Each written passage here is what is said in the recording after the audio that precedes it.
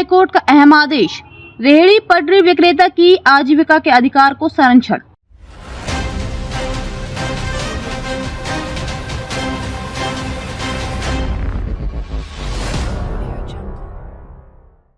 Delhi high court ने हाल ही में एक मामले में महत्वपूर्ण आदेश जारी करते हुए ये स्पष्ट किया कि किसी व्यक्ति की आजीविका और अधिकारों को खतरे में डालना किसी भी स्थिति में न्यायोचित नहीं हो सकता। ये मामला एक रेहड़ी पटरी वाले विक्रेता का था, जिसका बैंक खाता साइबर धोखाधड़ी के कारण फ्रीज कर दिया गया था।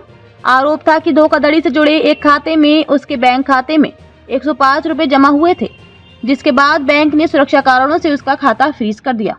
इस फैसले ने न केवल साइबर धोखाधड़ी से जुड़े मामलों की संवेदनशीलता को उजागर किया, बल्कि अदालत ने व्यक्ति के जीवन यापन और उसके अधिकारों के संरक्षण की आवश्यकता पर भी जोर दिया। मामले की पृष्ठभूमि, ये मामला एक रेहड़ी पटरी विक्रेता का था, जो दिल्ली के एक व्यस्त इलाके में छोटी मोटी वस्तुएं बेचता था। विक्रेता का कहना था कि वह अपने दैनिक जीवन यापन के लिए अपने बैंक खाता उपयोग करता था, जिसमें वह अपने छोटे मोटे व्यापार से प्राप्त पैसे जमा करता था। एक दिन उसके खाते में 105 रुपए जमा हुए, जिनके बारे में वह कोई जानकारी नहीं रखता था। कुछ ही दिनों बाद बैंक ने उसके खाते को फ्रीज कर दिया और कारण के रूप में बताया कि उसके खाते में एक संदिग्ध लेन देन हुआ था, जो साइबर धोखाधड़ी से जुड़ा हुआ था। रेहड़ी पटरी विक्रेता को जब इस बारे में जानकारी मिली तो उसने बैंक से संपर्क किया, लेकिन बैंक की ओर से कोई स्पष्ट समाधान नहीं मिला। विक्रेता की आजीविका पर गंभीर संकट मंडराने लगा, क्योंकि वह इस बैंक खाते का उपयोग अपनी आय के लिए करता था। इस स्थिति ने उसे मानसिक और आर्थिक दोनों तरह से परेशान कर दिया। विक्रेता ने इस मामले को दिल्ली हाईकोर्ट तक पहुंचाया, जहां अदालत ने इस पर विचार किया। दिल्ली हाईकोर्ट का आदेश, दिल्ली हाईकोर्ट ने इस मामले में सुनवाई के दौरान स्पष्ट रूप से कहा कि किसी व्यक्ति की आजीविका के अधिकार को किसी भी कीमत पर नुकसान नहीं पहुंचाया जा सकता। अदालत ने बैंक को आदेश दिया कि वे विक्रेता के खातों को तुरंत बहाल करें और उस खाते में किसी प्रकार का अवरोध न डालें। अदालत ने यह भी कहा कि विक्रेता का खाता उसकी आय और आजीविका का मुख्य स्रोत है और उसकी जिंदगी के लिए ये बेहद महत्वपूर्ण है।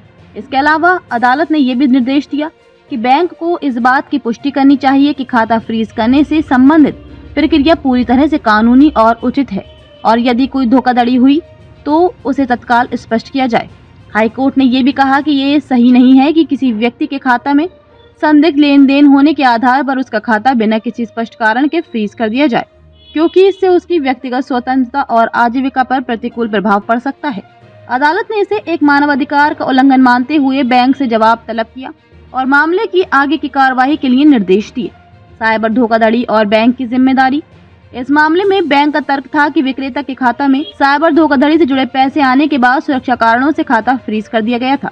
बैंक ने यह दावा किया कि उसे ये सुनिश्चित करना था कि धोखाधड़ी से संबंधित लेन देन को रोका जाए और संदिग्ध गतिविधियों को नियंत्रित किया जाए, लेकिन अदालत ने इस तर्क को नकारते हुए कहा कि ये प्रक्रिया में पारदर्शिता और उपभोक्ता अधिकारों का उल्लंघन है। अदालत ने यह भी माना कि साइबर धोखाधड़ी एक गंभीर मुद्दा है, लेकिन इसका समाधान केवल खाता फ्रीज करने से नहीं किया जा सकता। अदालत ने सुझाव दिया कि यदि कोई संदिग्ध लेन देन होता है तो बैंक को पहले ग्राहक से संपर्क करना चाहिए और उसकी जानकारी लेकर उसके खाते को अस्थायी रूप से निष्क्रिय किया जाना चाहिए, न कि बिना किसी सूचना के खाता पूरी तरह से फ्रीज कर दिया जाए। इसके अलावा अदालत ने यह भी कहा कि साइबर धोखाधड़ी के मामलों में खाता फ्रीज करने से पहले ग्राहक को नोटिस देना और उसके साथ पूरी तरह से पारदर्शिता बनाए रखना जरूरी है। अगर धोखाधड़ी होती है तो बैंक को ग्राहक को सुरक्षित तरीके से सूचित करना चाहिए और उन्हें यह अधिकार देना चाहिए कि वे अपनी सफाई दे सकें।